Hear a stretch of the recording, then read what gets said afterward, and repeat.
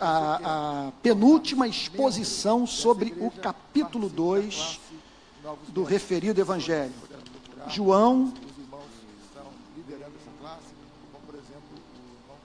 capítulo 2, versículo 18.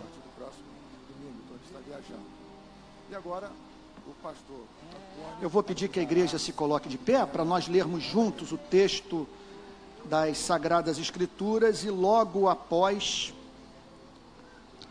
nós vamos pedir a Deus graça para que entendamos o que a Bíblia quer nos ensinar. Bom dia a todos. Nós teremos agora o privilégio de receber a comunhão da igreja. Perguntaram-lhe, pois, os judeus: que sinal nos mostra para fazeres estas coisas? Jesus lhes respondeu: destruí este santuário e em 3 dias o reconstruirei. Replicaram os judeus: em 46 anos foi edificado este santuário, e tu em 3 dias o levantarás? Ele, porém, se referia ao santuário do seu corpo. Quando, pois, Jesus ressuscitou dentre os mortos, lembraram-se os seus discípulos de que ele dissera isto e creram na Escritura e na palavra de Jesus. Senhor, nós damos graças pelo dia que tu nos ofereces. Reconhecemos que estarmos biológica e espiritualmente vivos, Pai Santo, é expressão do teu amor, é fruto do teu cuidado, e nós não queremos menosprezar essas bênçãos, Senhor. Senhor, o nosso desejo é viver intensamente cada segundo, e aproveitando, Senhor, cada momento que tu nos concedes, Senhor, viver, Senhor, interagir com este mundo, interagir contigo, para nos aproximarmos de ti e o servirmos, Senhor. Nesta manhã nós pedimos perdão pelos nossos pecados, que tu afastes das nossas vidas o que te entristece, o que não é compatível com o teu caráter. E rogamos que a partir de agora o teu Espírito nos assista, nos ajudando a entender com clareza essa passagem e que possamos extrair dela, com graça, concisão, originalidade, fidelidade, Senhor, aquilo que tu desejas comunicar à tua igreja. Senhor, sabemos que o verbo veio para se fazer carne e que tua palavra foi registrada de modo inerrante para também se fazer carne em nossas vidas. E tudo que nós desejamos, Senhor, é ter o coração transformado por ela e sairmos daqui para praticá-la no poder do Espírito Santo. Senhor, e que se porventura entrou alguém aqui nesta manhã que não sabe para onde vai depois da morte, alguém que ainda não teve um encontro com Jesus, nós rogamos a ti que o entendimento deste ou desta seja aberto nesta manhã para a compreensão da tua verdade, em nome de Jesus, amém. Amém. Podem ficar sentados. Outras denominações também o fazem desde os... Minha intenção na exposição de hoje é de dedicar a parte inicial da mensagem à compreensão do texto. O que o texto ensina? Segunda parte, é meu desejo extrair do texto suas lições principais. Cada versículo tem uma grande verdade a nos ensinar e que deve ser aplicada por nós no aqui e agora das nossas vidas. Então vamos para a primeira parte. A primeira coisa é tentar entender o texto. O que ele quer dizer? O que João, ao escrever esta passagem, tensionava ensinar aos cristãos da sua geração e o que Deus tenciona através dos escritos de João ensinar a você e a mim. É de fundamental importância para que entendamos essa passagem, isso vale para o ensino de todos os textos da Bíblia, que entendamos o contexto antecedente. Porque a liderança judaica, muito provavelmente, liderança judaica, o texto diz os judeus, mas provavelmente os sacerdotes, os líderes, aqueles que cuidavam da adoração no templo, que eram responsáveis pela administração do templo. Perguntaram-lhe, pois, os judeus: que sinal nos mostras para fazeres estas coisas? Para que nós entendamos o porquê desta pergunta, nós precisamos trazer a memória que vimos no domingo passado. E no domingo passado nós nos deparamos com uma cena surpreendente. Gente, Jesus preparando um chicote. O ser mais doce que passou por esse planeta. Mais amoroso. Olha, não houve quem passasse pela presença de Cristo em angústia e em sofrimento sem que Cristo se compadecesse dessa pessoa. Não há mínima dúvida que não há na história da literatura universal, nós não temos conhecimento de alma mais sensível à dor humana. E jamais nos deparamos com alguém tão predisposto a perdoar, a tratar as pessoas com misericórdia, com graça, jamais, como Jesus Cristo. A ponto de, na cruz, ele dizer, conforme lembrei no domingo passado, para os seus algozes, se dirigindo a eles, né, na presença do Pai: Pai, perdoa-lhes porque eles não sabem o que fazem. Na cruz, ele perdoa aqueles que estavam aplicando em sua vida a pena de morte, da forma mais injusta e cruel possível. Então, aqui nós nos deparamos com... Nós vamos pedir a Deus graça para que entendamos o que a Bíblia, meu Deus, que tema quer nos ensinar. Com uma provocação que foi feita ao amor. Para nós vermos um ser tão avesso à violência, que tanto procurou os seus discípulos, tanto tensionou ensinar aos seus discípulos a não usarem da violência, a tratarem todos com doçura, a preparar um chicote e entrar no templo, expulsando cambistas, de vendedores de pombas, bois e ovelhas, é porque ele havia sido severamente provocado no seu amor. O que eu quero lhes dizer é que houve amor naquela ação. Amor por você, amor por mim, amor por aquela geração, pois a liderança religiosa judaica havia permitido que a religião se transformasse em comércio, revelando um profundo desprezo, especialmente pelos pagãos, pelos gentios, porque eles montaram uma feira no lugar onde os estrangeiros, os gentios, os pagãos frequentavam. Havia divisões no templo, e aqueles homens estavam usando o pátio dos gentios, reservado, portanto, para aqueles que não tinham o DNA de Abraão, que não faziam parte da comunidade de Israel, na esperança que naquele lugar eles tivessem um encontro com Jeová, com Deus de Abraão e de Isaac e de Jacó. E a liderança judaica permitiu que aquele lugar ficasse infestado de excremento de animal, com mercadores gritando, vendendo ovelha, vendendo boi, vendendo pomba e trocando moeda. Ao ver a degeneração da verdadeira religião, o Senhor Jesus foi tomado de ira. Senhor, sabemos que o verbo veio para se fazer carne, e que tua basta nós pararmos para pensar no tratamento que Deus deveria dar a nós, pastores dessa igreja, caso num culto como esse, em que nos deparamos com centenas de pessoas superlotando um templo evangélico. Pessoas que saíram de casa nesse calor, na esperança de Deus falar com elas, no culto de uma igreja evangélica. Pessoas que vieram no caminho dizendo: Pai, fala que teu servo ouve. Gente que entrou aqui com a esperança de ter sua vida transformada. Quem sabe nós temos pessoas aqui lidando com depressão crônica. Gente provando da chamada angústia existencial, querendo encontrar um sentido para viver. Imagine se essas pessoas se deparam com um circo montado, com o culto transformado em local de entretenimento, Em vez de eu pregar a palavra de Deus, gastar esse tempo contando piada, falando das minhas ideias, sem expor o texto das Sagradas Escrituras. Por zelo a estes,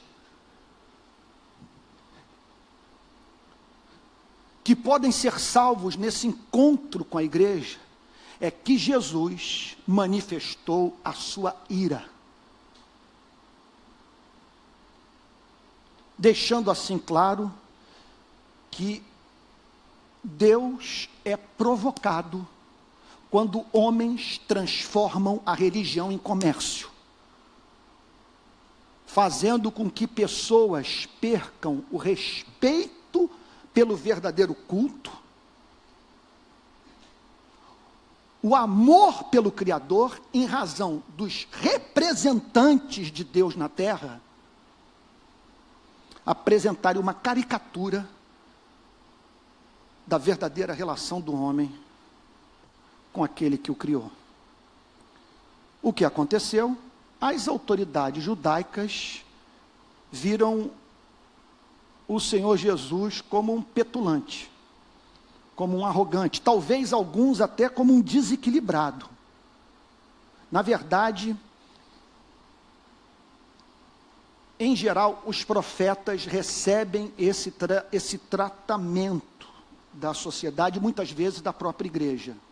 O profeta é alguém que teve contato em alto nível com a realidade e que se encontra em estado de choque com o que vê. E que por isso, muitas vezes é encontrado falando em termos tais que muitos passam a tê-lo como um fanático desequilibrado.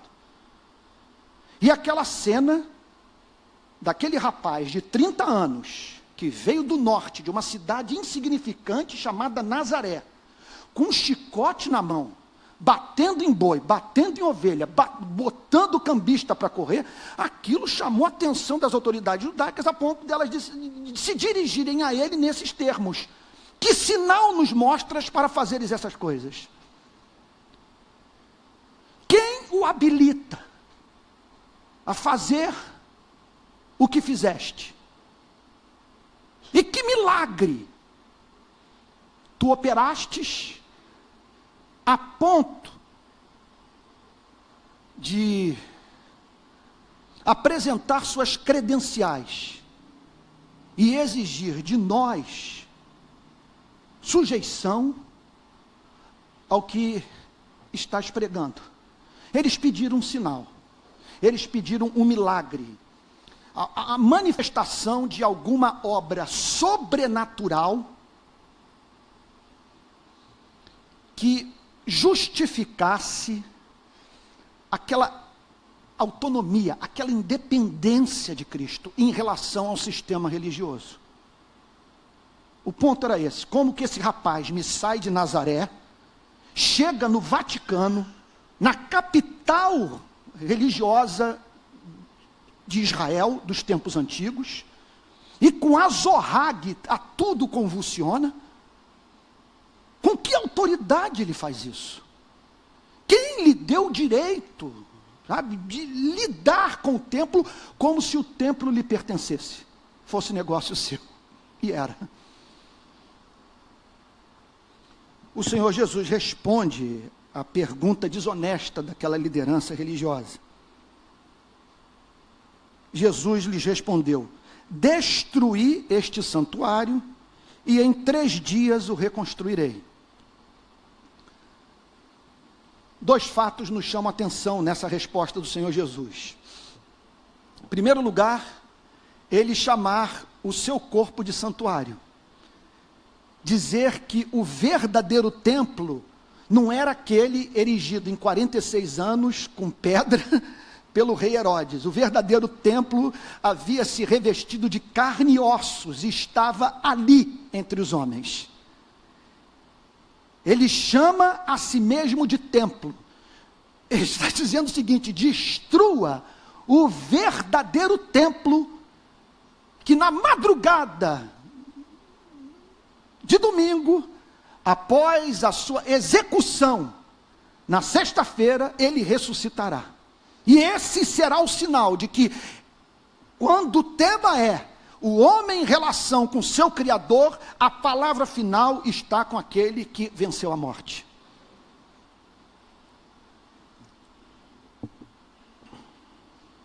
No verso 20, João revela que as autoridades judaicas não entenderam o que Jesus havia declarado. É impressionante essa passagem. É assustador. E na verdade, Jesus aqui, 3 anos antes da sua morte, estava assinando sua sentença de morte. Porque foi essa declaração que os sacerdotes judeus apresentaram a Pilatos para acusar o Senhor Jesus de crime político, dizendo que ele estava agindo contra as tradições, que ele havia dito que destruiria o templo. Foi essa informação que se espalhou entre os judeus e que chegou a Roma, que Jesus viera e estava dizendo que haveria de destruir o templo, se insurgir contra os costumes da época.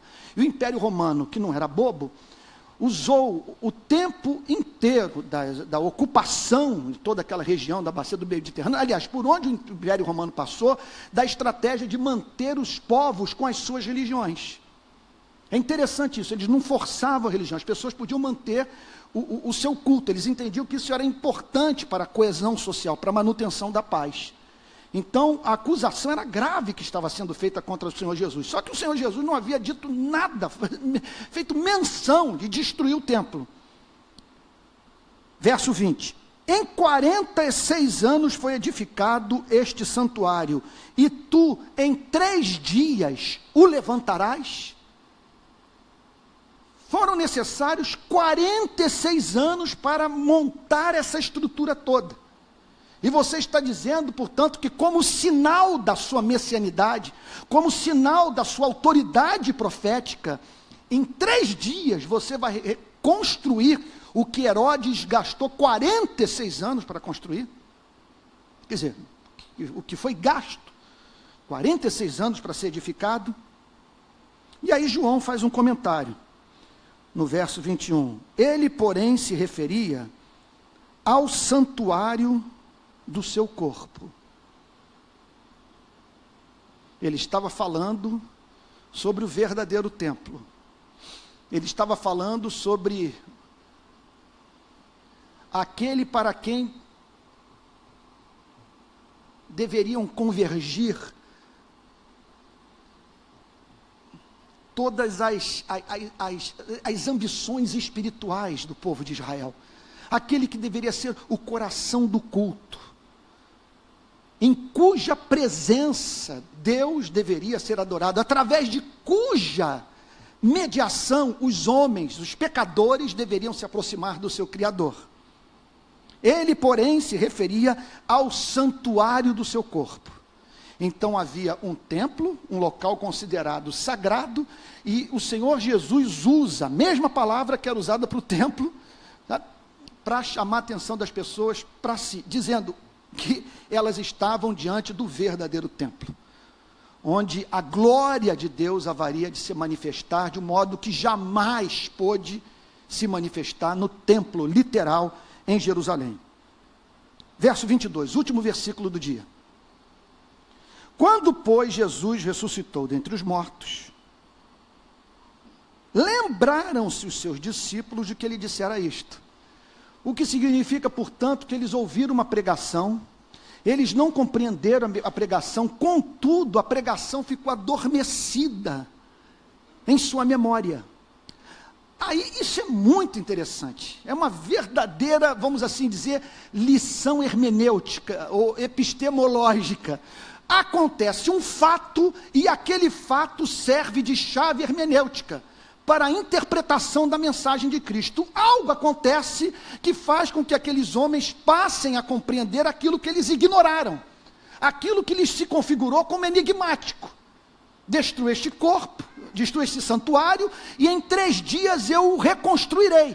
Os discípulos não entenderam nada, aí vem a ressurreição, e eles se lembram da mensagem pregada 3 anos antes.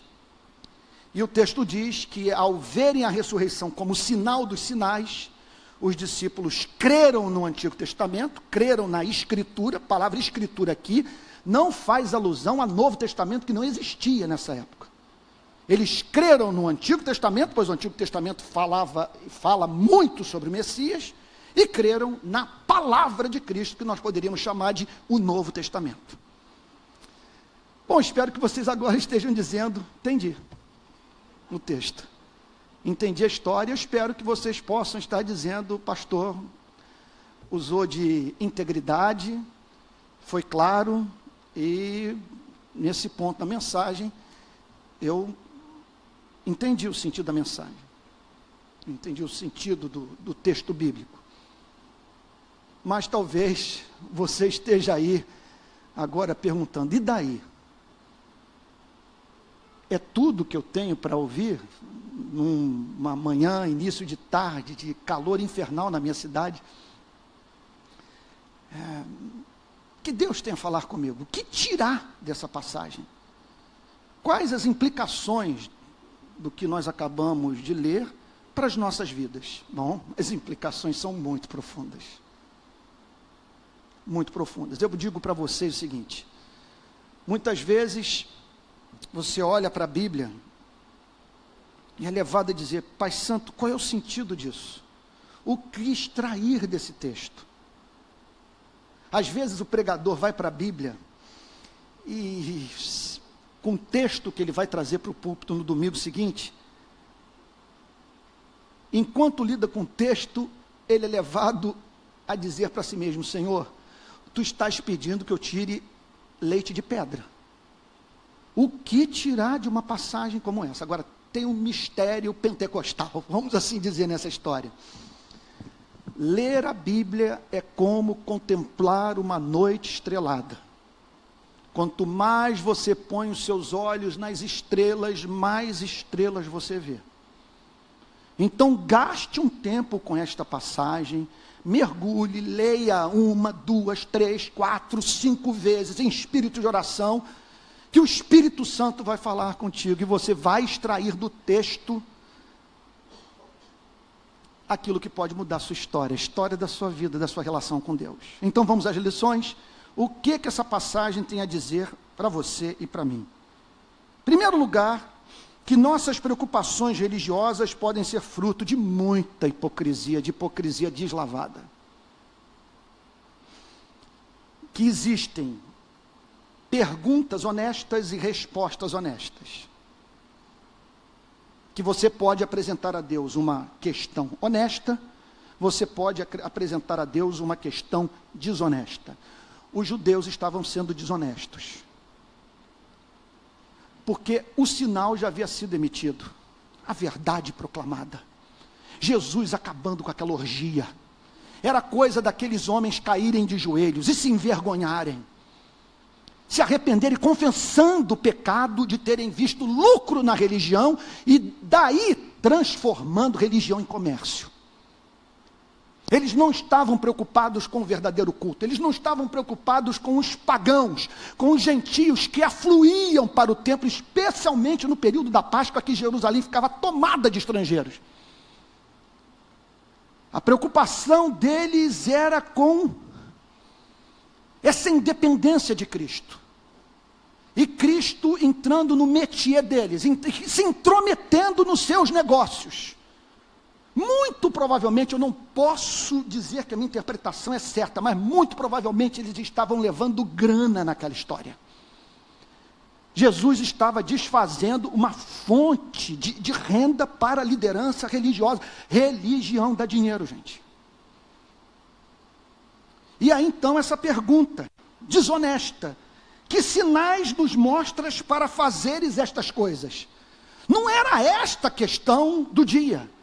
A questão era como que vocês transformaram algo tão belo em motivo de escândalo para aqueles que não conhecem o Deus de Israel. Porque um pagão que vem para a Páscoa, por curiosidade pelo menos, para participar da principal festa do judaísmo, volta para casa escandalizado. uma religião, um templo transformado em shopping center. Todos sabem que a Reforma Protestante, nós estamos comemorando esse ano 500 anos da Reforma Protestante. Aliás, eu estou achando a igreja muito parada no Brasil inteiro. Pode ser sintoma da nossa imaturidade espiritual. 500 anos de algo que aconteceu no seio da igreja que mudou a história do mundo ocidental. A história do planeta mudou com aquele monge agostiniano chamado Martinho Lutero. E o que o motivou? A reforma. Uma das causas, todos sabem, foi a visita que ele fez a Roma. E quando viu dinheiro de trabalhador alemão sendo mandado para a Itália para bancar a vida nababesca dos papas e dos bispos, Lutero voltou irado para a Alemanha e totalmente disposto a dar a sua vida pela Reforma Protestante. A ponto de, num contexto em que hereges eram martirizados, em que a igreja matava aqueles que dela divergiam, Lutero dizia que o Papa era mensageiro do diabo. Que Satanás tinha o seu trono no Vaticano. Imagina o que é isso. O Papa envia uma bula para Lutero, excomungando, ele pega a bula na cidade de Wittenberg e rasga na frente de todos. Isso é uma preocupação real com a reforma, com a glória de Deus. Aqui não. Aqui nós estamos diante de perguntas desonestas sendo feitas a Deus. Não há interesse na verdade. O que existe é interesse em apresentar objeções intelectuais à verdade, a fim do homem se eximir de um compromisso com Cristo. Que eu espero que não seja a experiência de ninguém nessa manhã, nesse início de tarde. Porque tem pessoas que passam a vida levantando problemas, supostas dificuldades intelectuais. Então vão falar sobre os milagres, como pode, diante dos avanços da ciência, a gente crê num livro cheio de milagres, cheio de aberrações científicas. Gente andando por sobre a água, paralítico com a palavra voltando a andar, lama curando cegueira. Como crer que a verdade está com esse povo? Sabendo do fato que as cruzadas foram patrocinadas por essa igreja, que essa igreja inventou a Inquisição, essa igreja apoiou o nazismo, apoiou a escravidão, que essa igreja foi a grande latifundiária da Europa medieval, e que ela apoiou todo o sistema de exploração, abençoando o barão, o grande proprietário de terras, e vendo como natural ter o camponês trabalhando para o rico.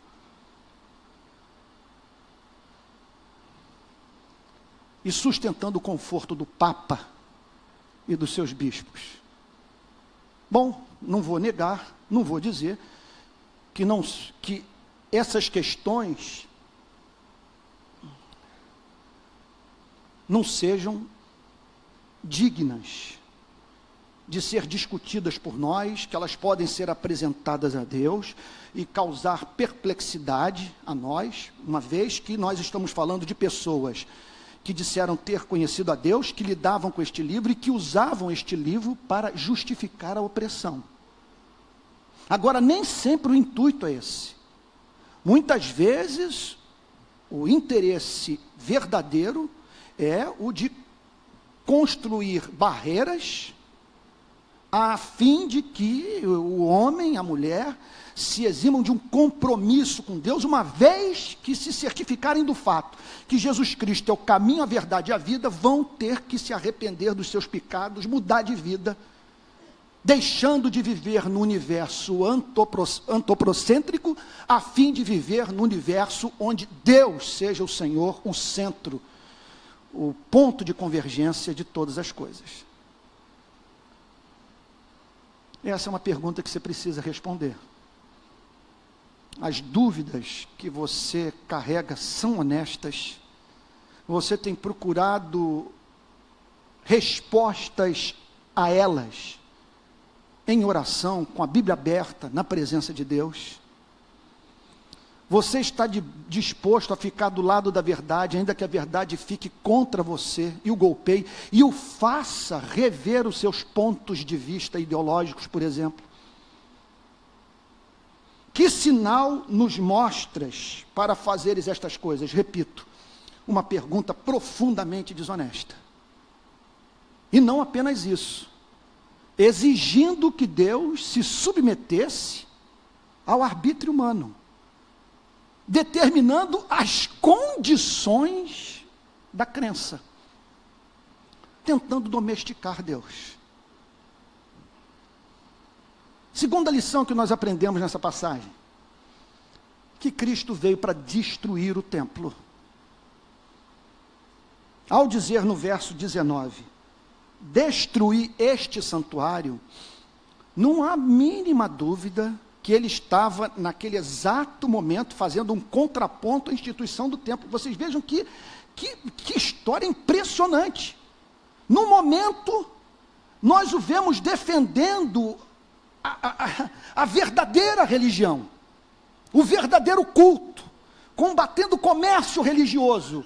Num outro momento, nós o vemos dizendo que aquela estrutura, quer dizer, aquela instituição, aquela forma de se relacionar com Deus, haveria de dar lugar a um modo de relacionamento muito mais belo, muito mais profundo, muito mais glorioso. Destruir este santuário, e em 3 dias eu o reconstruirei. O que Jesus com isso estava dizendo?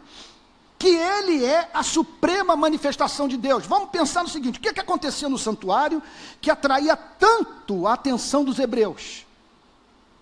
E o que Jesus estava trazendo de novo, que deveria fazer com que os hebreus, com que o povo de Deus rompesse com aquela antiga estrutura e canalizasse suas afeições para Jesus Cristo? Em primeiro lugar, o templo era o lugar da manifestação da Shekinah de Deus. No Antigo Testamento, nós vemos regularmente esse lugar ser tomado por um brilho, por um fogo, por uma glória que fazia o povo de Israel se prostrar diante do seu Deus, diante de Javé. Só que ali estava Deus manifestado em carne e osso. Não Deus manifestado de um modo espetacular numa estrutura de pedra, mas Deus tocando em leprosos, Deus chorando com os oprimidos, Deus respondendo com honestidade questões honestas, Deus dando visibilidade para os invisíveis, Deus dando voz para os sem voz, Deus do lado dos párias, não ignorando a dor humana. Quando Jesus diz que ele era o verdadeiro santuário, estava falando de uma nova forma da manifestação da glória de Deus. Isso representa a subversão completa da religião. Por isso que nós cristãos, de modo diferente dos judeus, de modo diferente dos muçulmanos, nós não temos local de adoração. Nós não reconhecemos geografias sagradas. Para nós, o banheiro da nossa casa é sagrado. Para nós, o vaso sanitário do nosso banheiro é sagrado. Tomar banho, sabe, e adorar a Deus debaixo do chuveiro é possível. A praia da Barra da Tijuca é sagrada. O alto da Pedra da Gávea é santuário. Porque com Jesus Cristo não há mais locais sagrados. Deus é Espírito. E importa que os seus adoradores o adorem em espírito e em verdade. Por isso que essa disputa lá em Jerusalém, de certa forma, é uma disputa entre muçulmanos e judeus. Problema de gravíssima complexidade, de difícil solução. Eu conversei com um membro da autoridade palestina, ano retrasado, e perguntei a ele, o que você mais teme que aconteça na relação de Israel com os palestinos? Ele foi taxativo. Que Israel ocupe Al-Aqsa. Al-Aqsa é a mesquita que hoje encontra-se, foi edificada no local desse templo onde Jesus estava. Esse templo foi destruído no ano 70 da era cristã. Com o surgimento do islamismo, os muçulmanos dominaram aquela região por 1000 anos. Vocês vejam a dificuldade. 1000 anos vivendo ali. O que o povo hebreu tinha? O povo hebreu tinha o Antigo Testamento. Espalhado, judeus, pelo mundo inteiro. E dizendo o seguinte, muitos, não todos, porque tem judeus ateus, mas os que acreditavam, os que acreditam, dizem o seguinte, só que a Bíblia diz que essa terra é nossa. 1000 anos depois, após o Holocausto, Segunda Guerra Mundial, a ONU resolve dar um território para o povo judeu, a fim de que fosse uma nação com terra. E eles voltam para lá, e com o apoio da ONU, eles removem os árabes das suas casas. Eu conheci árabe, eu conheci palestino que tem chave da casa dos seus avós guardada dentro de casa. Eles têm centenas, milhares de chaves dizendo o seguinte, um dia eu vou voltar para a casa do meu avô, da onde minha família foi retirada. E os judeus dizendo, mas Deus prometeu essa terra para nós. E os árabes dizendo, e Jerusalém é nossa. Jerusalém é nossa, porque foi no templo de Salomão, foi naquela região, que depois veio se tornar o templo de Herodes, que Maomé foi arrebatado aos céus. E os judeus dizendo, e Jerusalém é a cidade de Davi, é a cidade dos nossos pais, é o local do templo, é onde, sobre o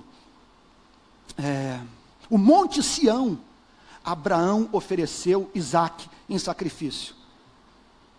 E o bom e verdadeiro cristão, conhecedor das Sagradas Escrituras, tudo o que eu quero é que vocês se acertem. E que vocês não, com essa briga, não sirvam de estopim de uma terceira guerra mundial. Esse membro da autoridade palestina disse para mim a seguinte coisa, num bom inglês, num perfeito inglês, e a mensagem, eu captei vossa mensagem, deu para entender perfeitamente o que ele disse. Estava também com um amigo americano, e pelo diálogo que nós seguimos, foi evidente o que ele disse. Se Israel tomar uma decisão como essa, os árabes do mundo inteiro vão se unir e vão atacar Israel. Nós não abrimos mão de Al-Aqsa. E os judeus dizem, e aí Jerusalém é a capital do povo de Deus. E os cristãos que conhecem a teologia do Novo Testamento, o que eles têm a dizer, que vocês resolvam esse problema, mas me deixe adorar a Deus na minha casa, deixe-me adorar a Deus na floresta amazônica, na praia de Ipanema, enquanto eu caminho, enquanto eu estou no vaso sanitário, enquanto eu cozinho, porque Deus é espírito, importa que os seus adoradores o adorem em espírito e em verdade, e o verdadeiro culto a Deus é cuidar do necessitado, é cuidar do oprimido, é ser doce, é ser bom, é ser generoso, e eu posso encontrá-lo em qualquer canto desse planeta, porque ao Senhor pertence a terra e tudo que nela se contém, como diz o Salmo 24, o mundo e os que nele habitam. Então Jesus é o centro da adoração. Não temos mais um lugar para olhar como os muçulmanos fazem com Meca.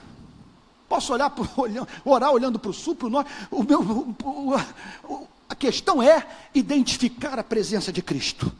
Estar na presença de Jesus. E em comunhão com Jesus, adorar esse Deus a quem eu aprendi a chamar de Pai. E Jesus é o sacrifício. Eu não preciso mais imolar ovelhas. Porque Deus amou o mundo de tal maneira que deu seu Filho unigênito para que todo aquele que nele crê não pereça, mas tenha vida eterna. Louvado seja o nome do Senhor. Então, o que essa passagem nos ensina é que Jesus veio para destruir o templo. E olha o paradoxo. Quando os judeus e os romanos mataram Jesus, estavam estabelecendo a sentença final para o templo, que viria a ser totalmente destruído no ano 70 da era cristã, pelos romanos que invadiram Jerusalém sob a liderança do general Tito. terceira lição que essa passagem nos ensina. A ressurreição de Cristo é o fundamento maior da sua autoridade divina. É o grande sinal. Destruí este santuário e em 3 dias o reconstruirei. Ora, gente, olha só, um ponto é básico. Olhem para nós aqui. É interessante isso. Eu sei que eu duro pouco e que eu vou morrer, porque todos os membros da minha espécie que encararam a morte foram derrotados por ela. Nós não temos história de alguém que tenha conseguido, na luta com a morte, dar um mata-leão nela. Só um da nossa espécie a enfrentou e a matou. Ele se chama Jesus Cristo. Se ele venceu a morte, ele é a autoridade final. Ele é o fundamento maior dos meus valores, da minha teologia. Então, sujeição intelectual somente a Jesus Cristo. Mostra-nos um sinal: destruir este santuário e ao 3º dia eu o reconstruirei, invertendo o veredito humano, o veredito do diabo, vencendo a morte, ressuscitando a vida e levando o homem a viver finalmente com esperança. Por isso que nós somos cristãos. Por isso que nós nem iniciamos. Na verdade é o seguinte: você nunca vai me ver usando, por exemplo, o espaço do futuro tempo, que eu quero que esse tempo, se Deus quiser, seja usado para muitos congressos, teatro, cinema e tal. Mas um debate sobre religiões comparadas, para botar um falando sobre islamismo, o outro falando, sei lá, sobre existencialismo francês, um terceiro falando sobre kardecismo, e o pastor falando sobre Jesus Cristo, meu amigo, não me peça para fazer uma coisa como essa. Porque Jesus Cristo não é um líder religioso, um pensador entre outros líderes religiosos e pensadores. Ele é o Filho de Deus. A Bíblia diz: ninguém jamais viu a Deus. O Deus unigênito que está no seio do Pai é quem o revelou. E quando Filipe lhe perguntou: mostra-nos o Pai, a resposta foi clara: Filipe, há tanto tempo estou convosco que vós não tendes conhecido a mim. Quem me vê a mim, vê o Pai. Quem me vê a mim, conhece a misericórdia do Pai, a doçura do Pai, a compaixão do Pai, a bondade do Pai. Então, a ressurreição de Cristo é o fundamento da sua autoridade. É bem verdade que ela tem sido atacada há 300 anos pelo chamado pensamento moderno, especialmente por aqueles de mentalidade mais cientificista, que se aproximam do texto bíblico com um pressuposto que não pode ser verificado pela ciência. Que pressuposto é esse? Milagres não acontecem. Então nós nos deparamos com um texto, com um livro, totalmente redigido antes do ano 70 da era cristã.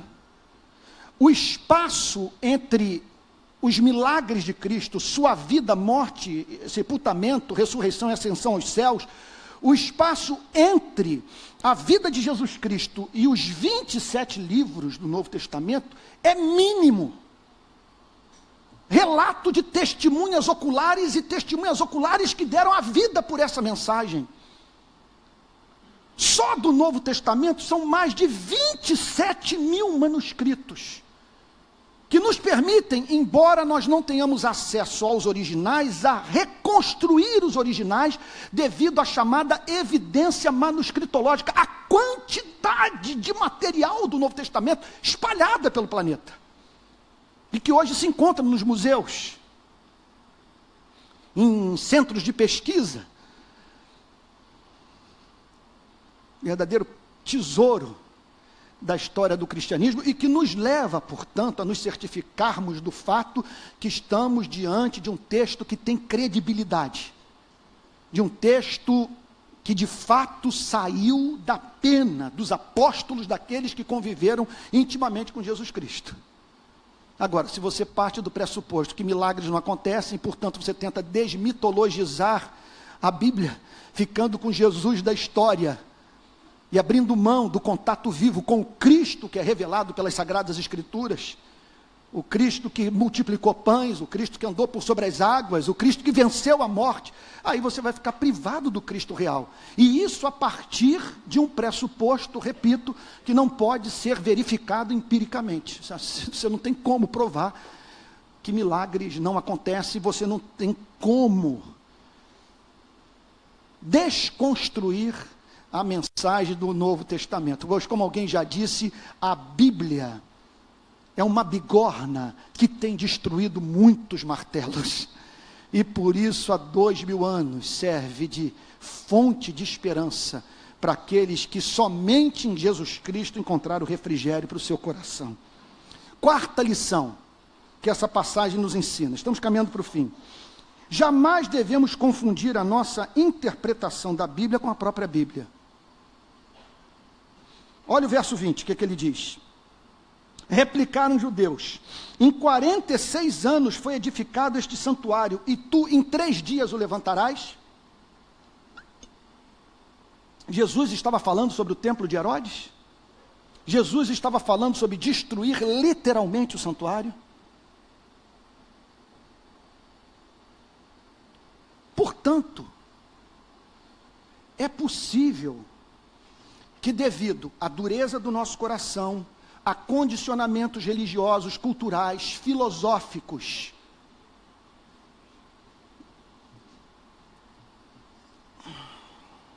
que lidemos com esse livro de modo desonesto e botando na boca de Deus o que Deus nunca falou. Daí a necessidade de não confundirmos a nossa interpretação da Bíblia com a Bíblia. Pegue um ponto que está muito em voga nos dias de hoje: a questão da criminalidade no nosso país, que tem feito com que grande parte da população se sinta estimulada a apoiar candidatos que prescrevem o estado punitivo, e que quanto mais punição nós tivermos, mais pessoas forem parar atrás das grades, mais presídios construirmos, e mais esses presídios estejam superlotados, e mais prescrevamos para os detentos, aqueles que se encontram sob custódia do Estado, penas severas, maior o nível de tranquilidade, maior o nível de paz, maior o nível de segurança pública. Muitos cristãos estão ensinando esse tipo de coisa, dizendo que a interpretação da Bíblia nos leva, portanto, a saudar esse modelo de sociedade. Agora, nem todos os estudiosos da Bíblia chegaram a essas mesmas conclusões. Eu diria para vocês que os que mais estão propensos a cair nesse erro somos nós calvinistas. E são os calvinistas hoje que mais defendem esse tipo de Estado no Brasil. Por quê? Porque nós calvinistas partimos do pressuposto que o homem é esquizofrênico por natureza, que é uma cisão dentro de nós, que por termos sido criados à imagem e semelhança de Deus, nós somos capazes de fazer poesia, nós somos capazes de morrer por uma causa, de praticar o bem, mas em razão de sermos filhos de Adão, seres caídos, há uma propensão dentro de nós, à mentira, à maldade, ao egoísmo, porque nós somos perdidamente apaixonados por nós mesmos, e o nosso desejo é sermos honrados, o nosso desejo é sermos objeto da atenção humana, o nosso desejo, na verdade, é o que une a todos em seus pecados, os mais variados. O nosso desejo é de fome e sede de sexo, dinheiro e poder. Foi o que um jornalista suíço disse para mim. Terminou a entrevista com um líder revolucionário da Iugoslávia, que estavam no Kosovo, e ele falou que terminou a entrevista, ele pela emissora suíça, e o sujeito disse para ele: agora vamos jantar? Vamos jantar. Ele falou, já acabou a entrevista? Acabou a entrevista. Olha, deixa eu te falar uma coisa. Agora que acabou a entrevista, parceiro, o que une a todos nós revolucionários aqui na Iugoslávia é o seguinte, meu irmão. O que importa mesmo é quem no final do dia vai dirigir a Mercedes e vai levar a loura para a cama. É isso que nos mobiliza. Quem vai dirigir a Mercedes e vai levar a loura para a cama? Bom, nós calvinistas não ficamos surpresos com isso, porque a Bíblia fala que o homem nasce com uma natureza depravada. Nós não somos considerados pecadores porque praticamos pecados, nós praticamos pecado porque somos pecadores. Aí um calvinista, de posse dessa teologia, associada a Romanos capítulo 13, que fala que o Estado traz a espada sobre os malfeitores, que ele é vingador de Deus, eles constroem toda uma jurisprudência sobre Romanos capítulo 13, e a base de todo fundamento do Estado, de todo sistema de justiça criminal, é Romanos capítulo 13, dizendo que a função do Estado é punir os malfeitores. Mas a Bíblia não ensina apenas isso. Isso é uma interpretação da Bíblia. Pegue um homem como Santo Agostinho, pai da teologia católica, da teologia calvinista. Se vocês pegarem Tomás de Aquino, que é a grande referência do catolicismo, pegarem Lutero, pegaram Calvino, os três, a maior referência da teologia católica, Tomás de Aquino, com a sua Suma Teológica, Lutero, com os seus sermões, Calvino, com as suas institutas, vocês vão ver os três o tempo inteiro tentando mostrar o quanto foram fiéis a Agostinho. E Agostinho tem uma Agostinho, que entre outras coisas, acreditava na predestinação. Agostinho, que acreditava na depravação total. Agostinho, da polêmica contra os pelagianos, que diziam que o homem nasce bom, e que ele é livre para escolher a Deus. E Agostinho dizia, mas não é isso que a Bíblia ensina, o homem é escravo dos seus pecados. Mas o mesmo Agostinho declarava a seguinte coisa, a meta do homem não é matar. A meta do homem é ser feliz. E ontem eu tive essa discussão à mesa com um oficial das Forças Armadas. Ele falando que nós precisamos de mais punição no Brasil. É o que eu disse para ele, amigo, eu sou calvinista, eu não tenho como conceber um modelo de sociedade no qual não haja um monopólio do uso da força. Você não tem um sistema de justiça criminal, que não haja uma sanção penal, que quer dizer que pessoas não temam a espada. A natureza humana não dá conta da anomia, não dá conta da anarquia. Contudo, não é só isso, parceiro. Contudo, amigo, há 500 anos nesse país nós só falamos em punição. Há 500 anos nós só falamos em degolar, em cortar, em matar. Os escravos fugiam da Casa Grande, iam para o mato. Os nossos antepassados botavam o capitão do mato para se embrenhar nas florestas brasileiras e degolava o escravo, tirava o braço, trazia o sujeito esquartejado, expunha o corpo em São Paulo, no Rio de Janeiro, em Minas Gerais. Nunca resolvemos nada. O que nos faltou na história desse país é investir nas questões de fundo, combater a desigualdade, oferecer educação, enquanto mantemos um sistema de justiça criminal razoável,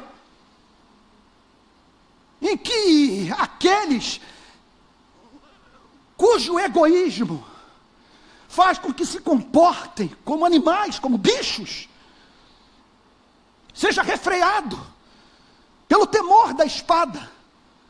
Mas não é só isso. Eu me lembrei do diálogo com a correspondente suíça.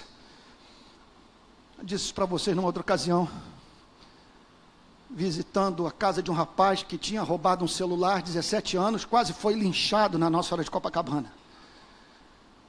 Indo para a casa do rapaz, em Santíssimo, perguntei para a jornalista suíça, vou fazer uma pergunta idiota, por que as crianças na Suíça não estão praticando furto com faca na mão? Ao que ela me respondeu, porque elas não estão praticando furto de celular com faca na mão. Ao que ela me respondeu, porque na Suíça as nossas crianças têm dinheiro para comprar celular. O que eu estou querendo dizer para vocês é o seguinte, que é interpretação bíblica também, encontrarmos modelos de sociedade que fazem o papel de obstetras do crime, tiram de nós o que nós temos de pior. E o que eu tenho para lhes dizer é que esse país funciona assim, e que é interpretação bíblica também dizer que essa miséria, que esse estado de abandono, que a mentalidade da casa grande senzala, sabe, que o quartinho de empregada, o elevador de serviço, A brasileira pobre, negra, vestida de branco, no country club, fazendo papel de babá, que tudo isso tem sido uma praga para o nosso país, e por isso que nós vivemos com medo. E que é possível concebermos um modelo de sociedade melhor. A Holanda não está em avivamento. O cristianismo não é mais o sustentáculo da cultura da Holanda. E contudo a Holanda está fechando presídios. E por que está fechando presídio? Não é porque Bolsonaro seja o prefeito de Amsterdã. Não é porque pessoas estão sendo esquartejadas e torturadas. É porque é o seguinte, gente, eles já passaram pela modernidade. Nós nem na modernidade chegamos ainda como nação. Nós ainda não chegamos nas discussões da Revolução Francesa. Nós ainda não chegamos no que foi discutido nos Estados Unidos, no período da redação da Constituição Americana. Nós não chegamos nem ainda na Magna Carta inglesa.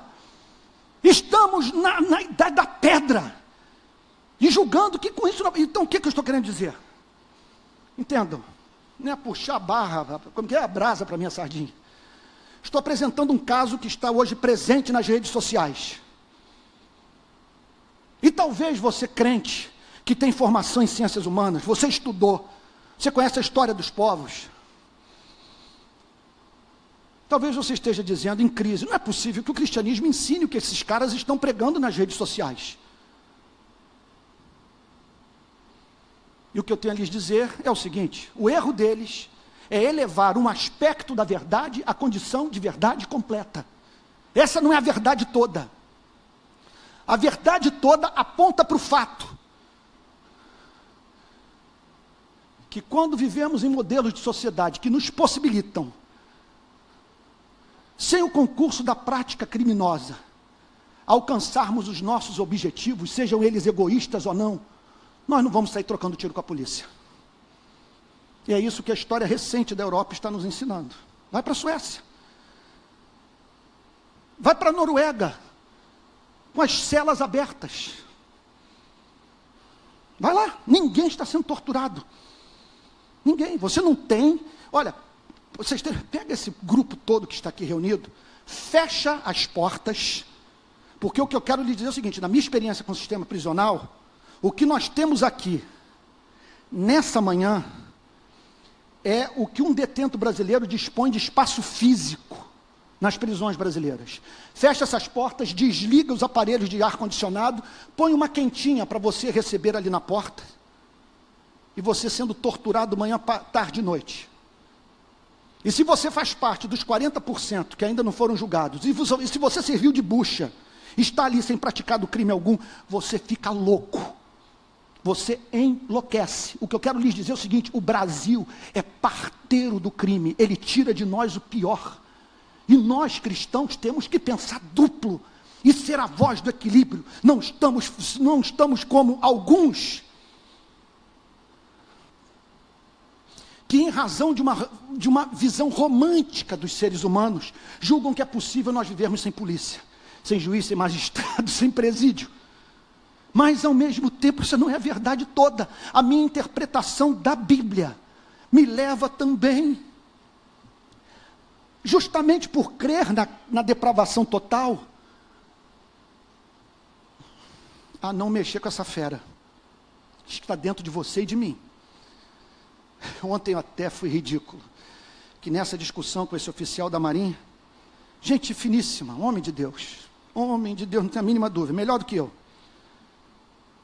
Conversando com um amigo nosso em comum, eu disse o seguinte, por que os tubarões na ilha de Fernando, péssima ilustração, por que os tubarões na ilha de Fernando de Noronha não atacam os homens, não atacam os surfistas? Estão empapuçados de peixe. Empapuçados. É isso. Então, vejam só, o que eu estou querendo fazer? Eu estou tirando um ponto. Não há desonestidade intelectual no que eu estou fazendo. Não estou aqui trabalhando para nenhuma ideologia de esquerda e de direita. O que eu estou querendo dizer é o seguinte, os judeus botaram na boca de Jesus o que Jesus não tinha falado. Péssima hermenêutica. Disseram que Jesus estava dizendo que ia destruir o templo, quando Jesus estava apontando para si mesmo. Com isso, eu lhes disse, eu declarei a seguinte coisa na minha pregação, que nós não podemos confundir a nossa interpretação da Bíblia com a Bíblia. E que uma visão enviesada pode fazer com que nós apresentemos uma caricatura de resposta para os problemas sociais do nosso país. E aí pensei um exemplo. Estamos cansados do crime, são 60 mil homicídios. Essa semana eu fui para o cemitério de Irajá para levar consolação para uma família da Nova Holanda, que numa troca de tiro entre traficantes, perdeu uma filha de 7 anos que foi vítima de uma bala perdida de fuzil. Ninguém tolera mais isso. Como nós vamos resolver o problema? E o que eu quero lhes dizer é que uma interpretação da Bíblia, viciada pelo protestantismo americano, penetrou no nosso país. Está prescrevendo para uma nação de miseráveis o que não funciona nem na América. Eles são a primeira população carcerária do mundo. 3 milhões de americanos presos, em geral latinos e negros. Quando Mateus foi morar nos Estados Unidos, eu fiquei apavorado. Porque escreveu, não leu, cana. Aí você aplaude isso. Mas isso que eu quero para o seu Brasil, para o meu Brasil. Até o dia que seu filho está na boca, comprando maconha, e vai parar perante um juiz, e o juiz passa 20 anos rindo na sua cara. E dizendo o seguinte, é para servir de exemplo para o país. Você quer isso para o seu filho? 20 anos atrás das grades, porque está fumando maconha? Enquanto o juiz chega em casa, depois de um dia de trabalho, e diz a seguinte coisa: eu não consigo dormir, depois de toda a pressão, sem tomar a minha caipirinha. E o outro pode trabalhar 10 horas por dia, 6 vezes por semana, para ganhar salário mínimo, pagando R$400 de aluguel na favela e não fumar maconha. Vai ter que fumar muita maconha. Vai fumar maconha amanhã, tarde e noite. Como os meus amigos dizem, Antônio, tudo que eu quero é chegar em casa e fumar meu baseado, para poder dormir. O outro me disse outro dia, para poder trabalhar. Estou advogando, uso a maconha? É uma praga. Falei para Pedro e Mateus. Nossa mente é santuário, é a parte mais nobre do nosso ser. Enquanto a Organização Mundial de Saúde não se pronunciar sobre os efeitos da cannabis na área mais nobre do nosso ser, não use esta praga. Conversando com o Ricardo Boechat outro dia na casa dele, ele falou, para mim todo mundo tem o direito de fumar maconha. O Estado não tem que se meter na minha liberdade como cidadão. Se eu quiser botar 2 baseados, um na orelha da direita, outro na esquerda, o problema é meu. Mas eu não fumo. Ele falou isso para mim, para um amigo dele de infância, na casa dele no Leblon. Mas eu não fumo, porque eu preciso do meu cérebro. Eu trabalho manhã, tarde e noite, respondo 500 e-mails. E eu preciso do meu cérebro funcionando, não vou usar essa coisa. Então, não confundir a interpretação da Bíblia com a Bíblia. E eu diria o seguinte, se você não quer cair em cilada, dá 2 dicas.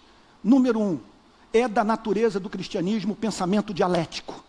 O cristianismo leva a pensar duplo. O cristianismo tem a intenção de torná-lo imune à tendência de você tornar um lado da verdade a verdade completa. E outro ponto, o cristianismo é um semeador de desconfiança. Se você só anda com pentecostais, se você só anda com calvinistas, se você só anda com reformados, se você só anda com comunistas, se você só anda com marxistas, não há mínima dúvida que você vai ser domesticado.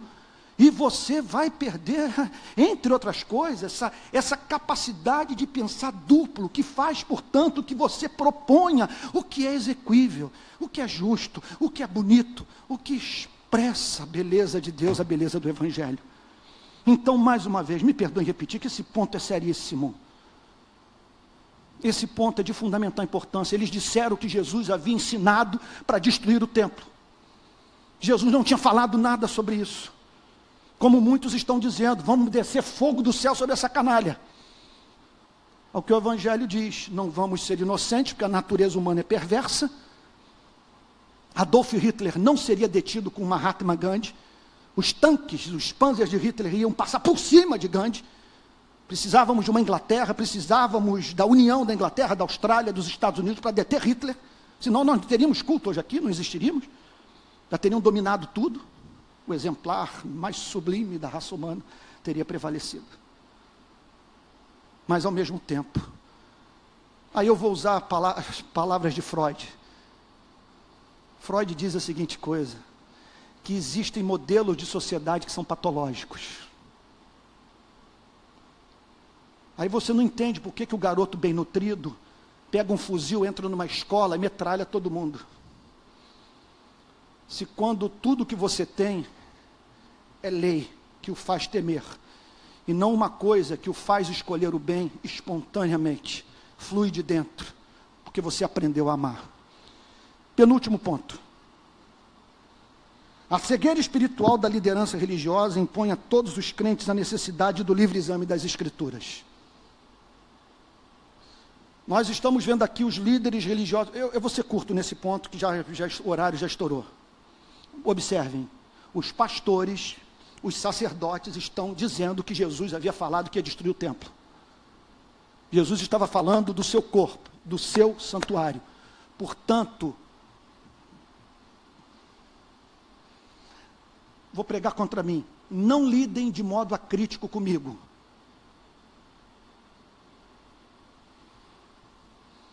Não dependam para a sua interpretação da Bíblia exclusivamente daquilo que eu falo do púlpito.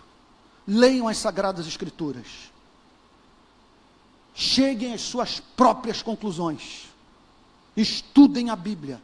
Tornem a tarefa do pregador difícil nessa igreja.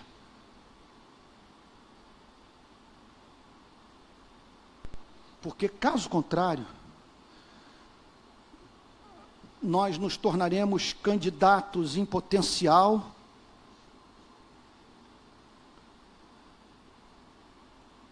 a nos tornarmos vítimas dos falsos profetas.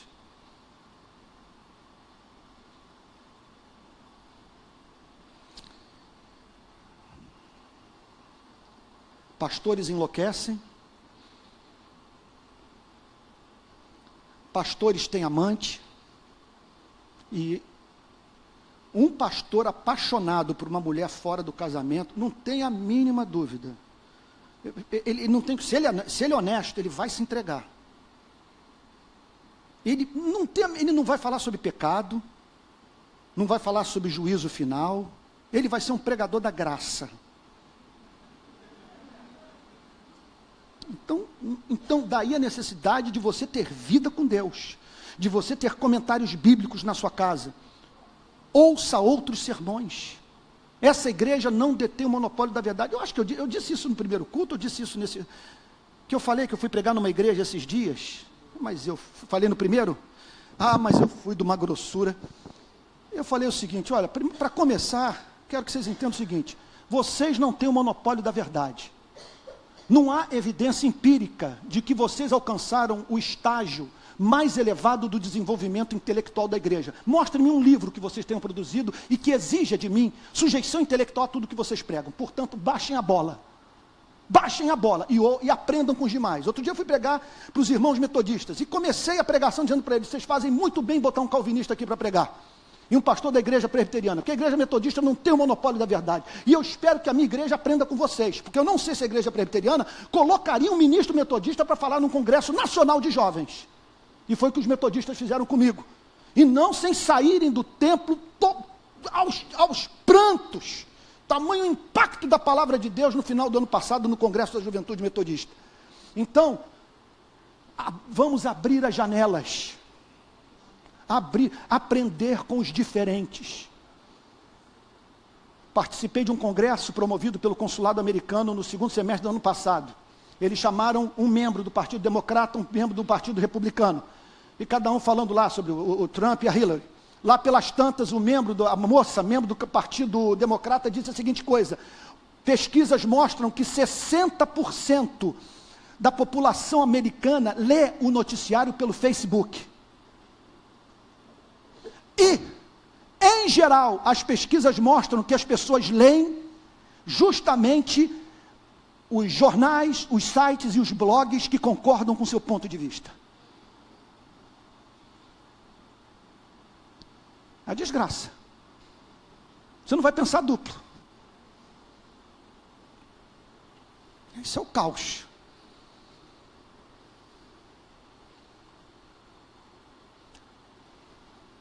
Não façam isso. Se não me falha a memória, não sei se foi John Stuart Mill ou Pufendorf, que disse a seguinte coisa: nenhum homem jamais conseguiu apresentar um sistema de pensamento tão perfeito que exija de todos que exija a sujeição intelectual de todos os homens cultos.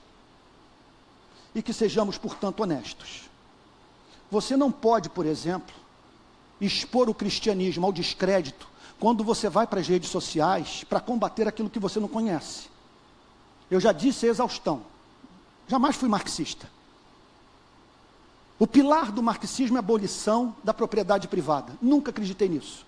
É a doutrina da trindade do marxismo. Da mesma maneira que você não pode se tornar membro da nossa igreja, negando a trindade ou a divindade de Cristo, você jamais será considerado um marxista clássico, um verdadeiro marxista, se você não acredita na abolição da propriedade privada. Isso é o principal fundamento do marxismo. Nunca acreditei nisso. Agora, você ir para as redes sociais para falar de marxismo, sem ter lido o Manifesto Comunista, sem ter lido Capital, sem ter lido Grundrisse, sem ter lido Ideologia Alemã, é desonestidade e expõe ao descrédito a nossa fé. Se você não leu, fica calado. É uma iniquidade. Você não gosta que falem do cristianismo sem que pessoas tenham lido o Novo Testamento. Nós odiamos quando vemos pessoas botando na boca de Jesus o que Jesus jamais falou. Que não façamos o mesmo com ele. Por questão de honestidade intelectual, nós temos que conhecer o ponto de vista do interlocutor de quem nós discordamos melhor do que ele conhece a sua própria ideologia. Então,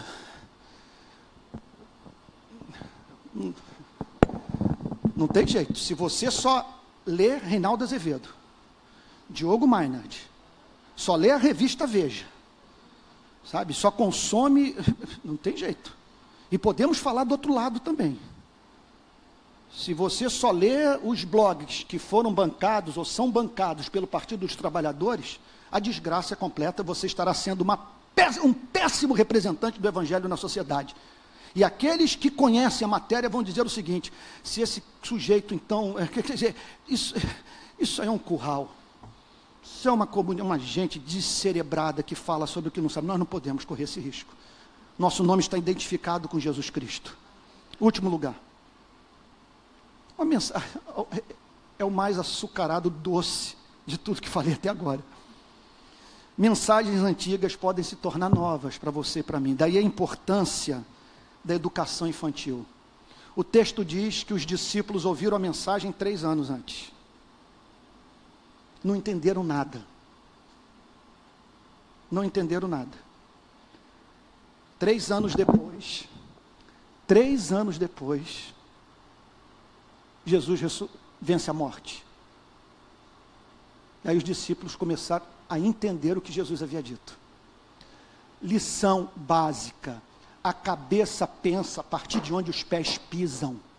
Não há como divorciarmos a nossa interpretação dos fatos do contexto dentro do qual nós nos encontramos. Veja o meu diálogo ontem com o oficial da Marinha. Um oficial crente, cheio do Espírito Santo, um amado. Mas dentro de toda aquela visão belíssima, eu até disse para ele: amigo, quando eu passo pela Avenida Brasil e vejo um quartel do Exército, tudo pintado, tudo arrumado, e o contraste com o caos das favelas, me dá vontade, tanto quanto você, de ter mais ordem, de ter o respeito à lei nesse país. Eu estou contigo, os seus valores são meus, mas você está vindo de uma missão na África. Você está para chegar ao posto mais alto da Marinha Brasileira. Eu estou na favela. Eu estou vendo caos, eu estou vendo gente que nasceu sem nada, sem acesso a nada. Eu acabei de participar do enterro, aliás, fui para o enterro, mas o enterro foi jogado para mais tarde. Eu estou indo para Nova Holanda, tentando ir para Nova Holanda hoje à tarde para levar uma Bíblia para essa mãe, para a mãe da Fernanda Adriana. Então, essa semana, uma menina levou um tiro de fuzil no ombro e morreu num tiroteio entre traficantes. Qual é o conceito que essa família vai ter de cidadania? O que esperar dessa mãe? O que esperar dos irmãos, dos familiares? O que é isso, gente? Então, o que cabe a mim? Respeitar o ponto de vista dele, tentar entrar no mundo dele. Sabe? E assim procurar uma visão que seja justa, desapaixonada. E outro ponto, e se ele permanecer, se ele permanecer no seu ponto de vista e achar que eu sou romântico, que o meu discurso da justiça social ignora a depravação humana, que eu acho que não, pelo contrário, por levar em consideração a depravação humana, eu quero justiça, porque o homem não lida bem com a miséria. A miséria extrai dentro de nós o que nós temos de pior. Mas ainda que a gente continue em divergência, ele quer um Estado mais punitivista, eu quero uma sociedade que não abra mão da punição, mas que promova a justiça social.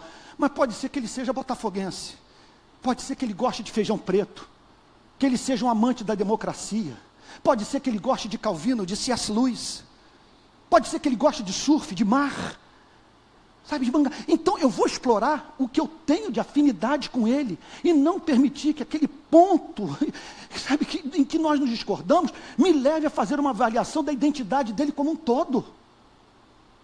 É o que eu espero que não façam comigo. Quando eu vejo a imprensa me recebendo, o espaço que os meios de comunicação têm dado para mim, eu fico muito feliz, porque eu sou pastor, e eles estão lidando comigo sem preconceito.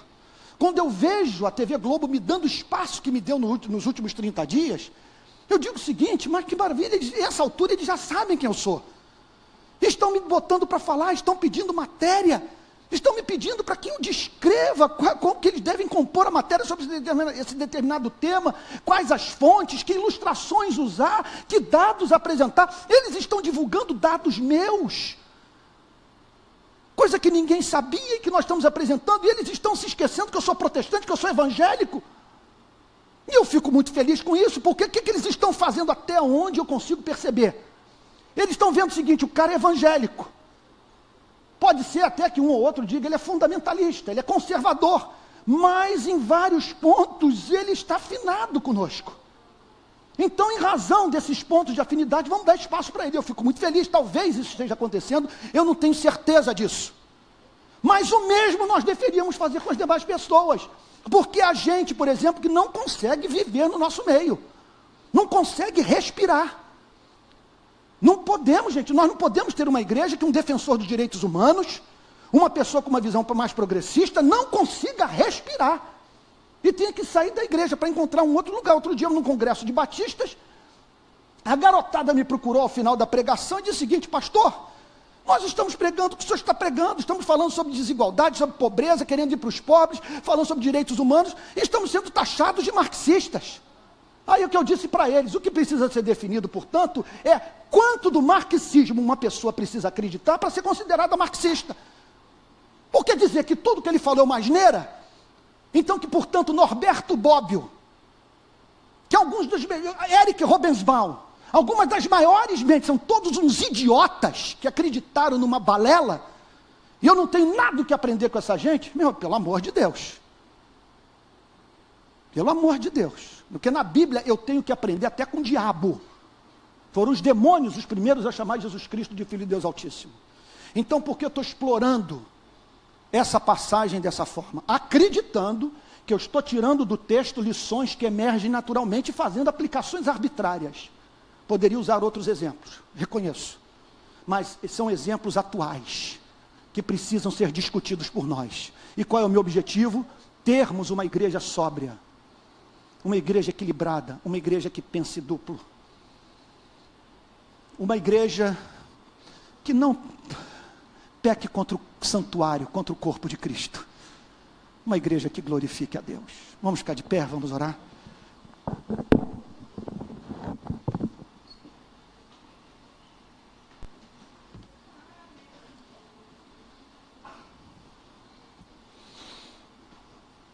Senhor amado, Deus Pai de Jesus Cristo, tudo é tão dialético, tudo é tão confuso, são dias de tanta paixão, da razão em colapso, em que falamos com o fígado em vez de usar o cérebro. Senhor, e aqui estamos nós, com a incumbência de sermos teus representantes neste mundo confuso e caído. Ajuda-nos, Senhor, a manter o equilíbrio, a ficar com Jesus Cristo, que ressuscitou dentre os mortos, e não botando na boca de Jesus Cristo que ele nunca falou. E ajuda-nos, Senhor, a fazer essa leitura de todas essas ideologias, de todas essas cosmovisões, de todas essas teologias à luz da mensagem de Cristo, porque a tua palavra diz que os discípulos creram nas Escrituras e creram em Cristo. E é isso tudo que nós queremos, é crer nas Escrituras, crer em Cristo. Mas, Senhor, pedindo a Ti graça para lidarmos com a Bíblia, nos aproximarmos da Bíblia despidos de preconceitos, Senhor. De toda e qualquer espécie de bagagem, sabemos que isso é impossível, mas dentro das nossas limitações, ajuda-nos, Senhor, a desconfiar de nós mesmos. Ajuda-nos a ler a Bíblia contra nós, ainda que a Bíblia nos golpeie, que fiquemos com a interpretação, Senhor, verdadeira dos fatos. Senhor, traz equilíbrio à nossa querida igreja. Não queremos que digam por aí que essa igreja presbiteriana da Barra de direita, a igreja presbiteriana da Barra de esquerda. Nós queremos, Senhor, ser um enigma para a sociedade cristã e não cristã. Nós queremos, em razão da nossa adesão ao Evangelho de Cristo, sermos pessoas de difícil definição, Senhor. Porque ora vamos estar de um lado, ora vamos estar do outro. Senhor amado, não abrindo mão de expressar o nosso ponto de vista, mas por estarmos apegados ao Evangelho, Senhor, não fecharmos com nenhuma ideologia que tente domesticar a Jesus Cristo. Abençoa essa igreja, Senhor, e que a Tua presença aqui dentro, nosso Salvador, que Tu que estás aqui agora, seja motivo de alegria para o Teu coração. Que Tu não precises, Senhor, usar da Tua disciplina para nos trazer ao arrependimento. Pelo contrário, Senhor, que aqui Tu te sintas entre os Teus filhos, entre os Teus irmãos mais novos, Senhor, na presença da Tua igreja, onde a palavra é pregada com desassombro, com fidelidade, com coragem. Em nome de Jesus, Senhor. Amém.